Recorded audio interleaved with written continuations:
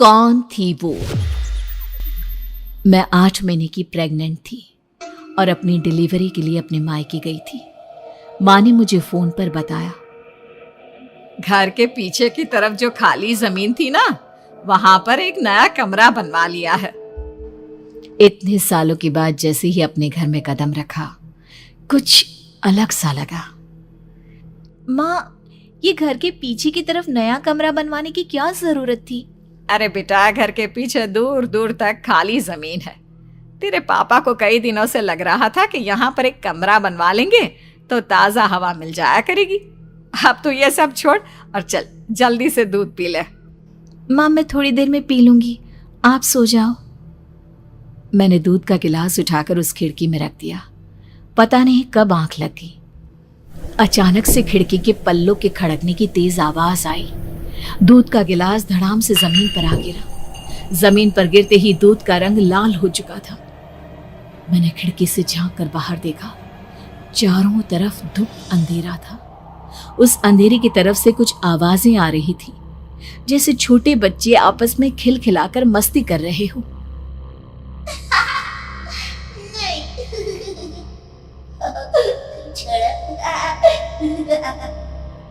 इतनी रात को इतने घनघोर अंधेरे में बच्चों की आवाज कैसे आ रही है? घड़ी में वक्त देखा तो ठीक 12 बजे थे। देखकर मैं सन्न रह गई। बुरी आत्माओं और भूतों की कई कहानियां मैं सुन चुकी थी। वक्त भी कुछ ऐसा ही था। ऊपर से मैं प्रेग्नेंट। सुना था कि ऐसे वक्त में अक्सर बुरी आत्माएं औरतों का पीछा करती है, तो क्या मेरे पीछे भी? पसीने से तरबतर बड़ी मुश्किल से, जैसे कांपते हाथों से मैंने उस खिड़की को बंद किया। जल्दी से जल्दी उस कमरे से बाहर निकलकर माँ के पास जाने के बारे में सोचा, लेकिन जैसे ही दरवाजे की तरफ पलटी, लगा कोई साया हवा की स्पीड से दरवाजे के सामने से गुजर गया। मेरे गले में अटक कर रह गई। मैं जोर से चीख कर माँ को बुलाना चाहती थी, लेकिन वो आवाज खुद मेरे कानों तक नहीं पहुंच पा रही थी। तो माँ तक कैसे पहुंचती? खिड़की के पल्ले एक बार फिर तेज हवा के झोंके से धड़ाम करके खुल गया और पूरी ताकत से मैं चीख पड़ी। जानती थी मेरी चीख की आवाज सुनकर कुछ ही सेकंड में माँ वहां पहुंच जाएगी, लेकिन ऐसा कुछ हुआ ही नहीं। मेरा कलेजा डर के मारे फटा जा रहा था। आखिर माँ ने मेरी आवाज क्यों नहीं सुनी? इतनी गहरी नींद में तो माँ कभी नहीं सोती। ठीक पीछे खुली हुई वो खिड़की। मुझ में इतनी ताकत नहीं बची थी कि मैं पलटकर उस तरफ देख भी सकूं।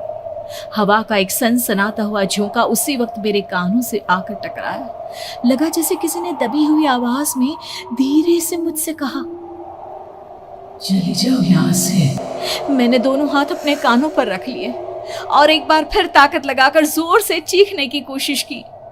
माँ! पापा!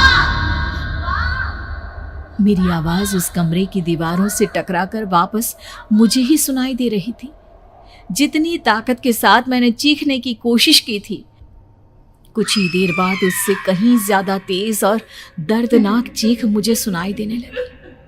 कि आवाज ठीक मेरे पीछे खिड़की से आ रही थी। वो आवाज मेरे कानों में पिघलते हुए लोहे की तरह गिर रही थी। उन आवाजों में हैवानियत थी। वो आवाजें किसी इंसान की नहीं है, इतना मैं समझ चुकी थी। कांप रहे हाथों से मैंने अंधेरे में कुछ ढूंढने की कोशिश की। तभी अचानक मेरा हाथ बेड पर रखी टॉर्च पर पड़ा। किसी तरह ताकत लगाकर टॉर्च का बटन ऑन किया, लेकिन ये क्या? सामने दरवाजे पर 3 छोटी लड़कियां खड़ी हुई थी। उनके हाथ में स्टील के चमचमाते हुए चाकू थे। मैं घबराकर लड़खड़ाई और पीछे की तरफ हटी, लेकिन तब तक वो मेरे पास आ चुकी थी। उनकी गर्दन टेढ़ी थी और उनके हाथों के वो चाकू मेरे पेट को निशाना बनाने को तैयार।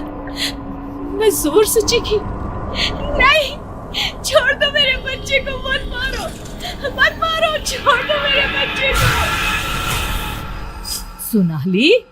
सोनाली, क्या हुआ बेटा? तू इतनी डरी हुई क्यों है? उठ बेटा, क्या हुआ? हड़बड़ाकर मैंने अपनी आंखें खोली। देखा तो दिन निकल आया था। माँ मुझे जगा रही थी।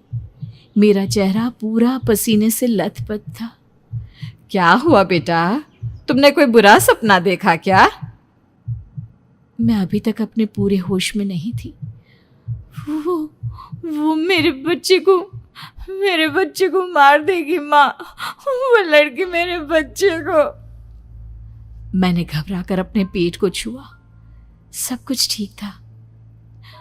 और वो दूध जो रात को यहाँ पर गिर गया था, उसका रंग लाल हो गया था। माँ ने हंसते हुए दूध का गिलास मुझे दिखाया।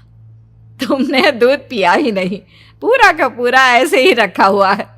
तुमसे कहा था ना सोनाली, सेहत के लिए लापरवाही ठीक नहीं बेटा। लेकिन मैंने तो सब कुछ अपनी खुली आंखों से देखा था। ये सपना कैसे हो सकता है?